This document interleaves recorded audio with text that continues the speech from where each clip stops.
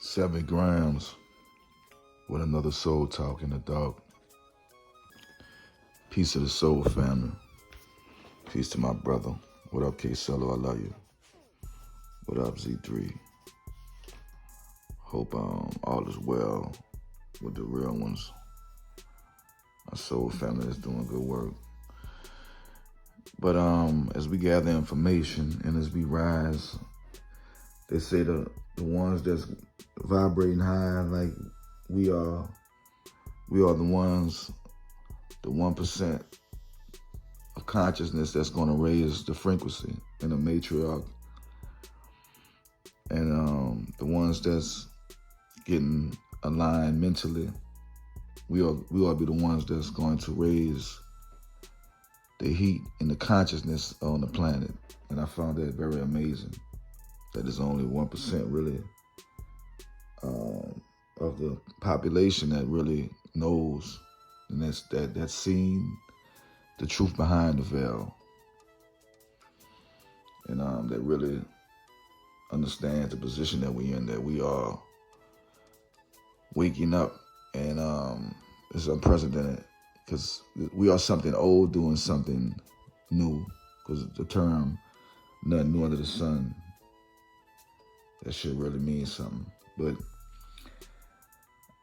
I was just vibe through the night. The memory hole is something that I got this clip from, and I want to play for you.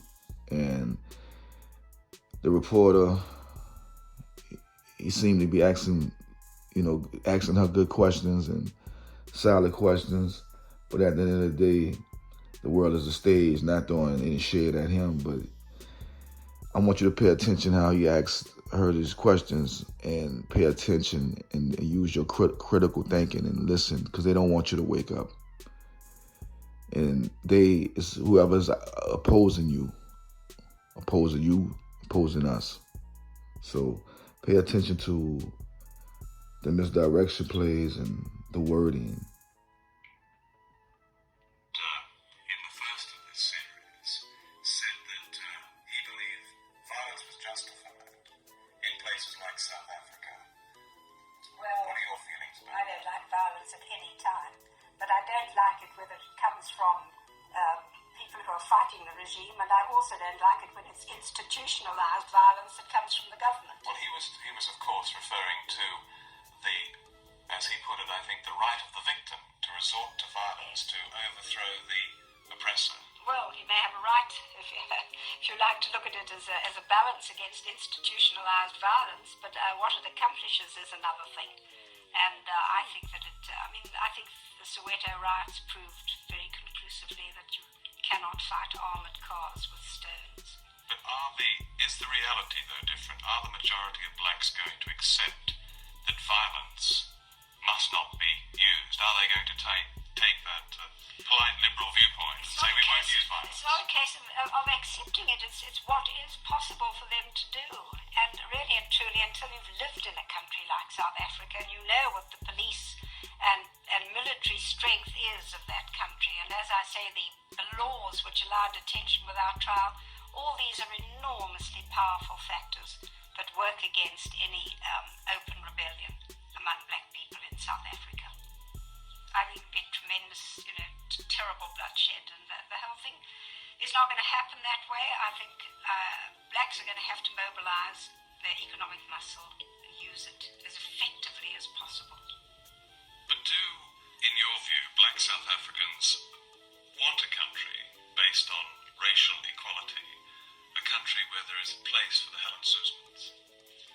Well, I can't speak for the majority of blacks. I don't know that I can speak for any blacks, but I would imagine that there is still a large section of the black population that realizes that South Africa needs whites just as South Africa needs blacks in order to maintain standards and improve them. And certainly the black people that I talk to don't talk about pushing the whites into the sea. They talk about cooperation with whites. But these are the black people, of course, who are allowed to talk. You have the Black Consciousness Movement, the African National Congress, and other groups that are not visible and indeed are banned. So we're not hearing from them. No, that's correct. There are radicals who probably think quite differently, and they want nothing except a black majority government. And that's it.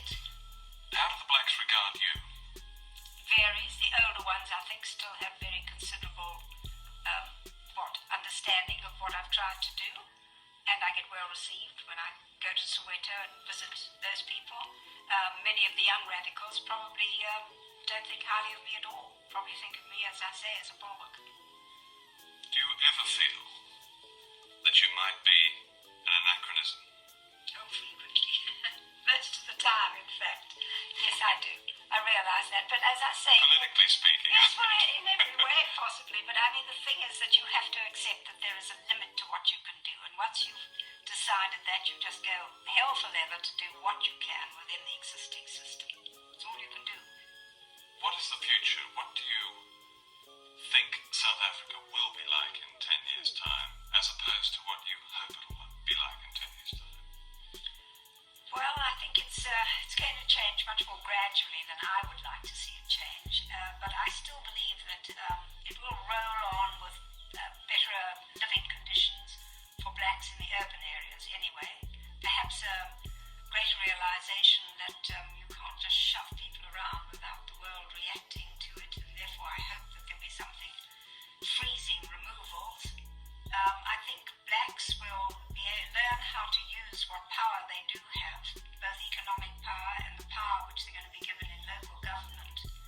And I believe the country will just go on developing in that way with changes coming in the socio-economic field rather more rapidly than anything that will come in the political field for black people. There are a great many people who believe that South Africa has set itself on a course where bloodshed is inevitable. Do you ever feel that you might be a casualty of that same bloodshed? Well, I think anybody could be a casualty if indeed that happens. But it's not, I mean, it's by no means, beyond the bounds of possibility. In other words, that opponents won't discriminate between the good whites and the bad whites. No, obviously not. I mean, if it ever comes to that, there'll be no selectivity at all. It would just be the usual, terrible, mindless rioting, and anybody could be caught up in that situation. Above all, what makes you angry? Oh, just the bullying, really. The bullying that goes on in that country. In my country, I should say. I hate to see defenseless people being knocked around. I really hate it. And this is what happens. And it's very upsetting indeed. You feel you want to do something about it. Helen Susan, thank you very much. I ain't trying to throw nobody under the bus and say nobody bad, but just pay attention to the words. And as we rise through consciousness and get the information, man, we put it in real time and trying to get it moving. And you really got to start pushing yourself to the best version of you could be. Shout out to all the real ones doing great work. But y'all, still we rise.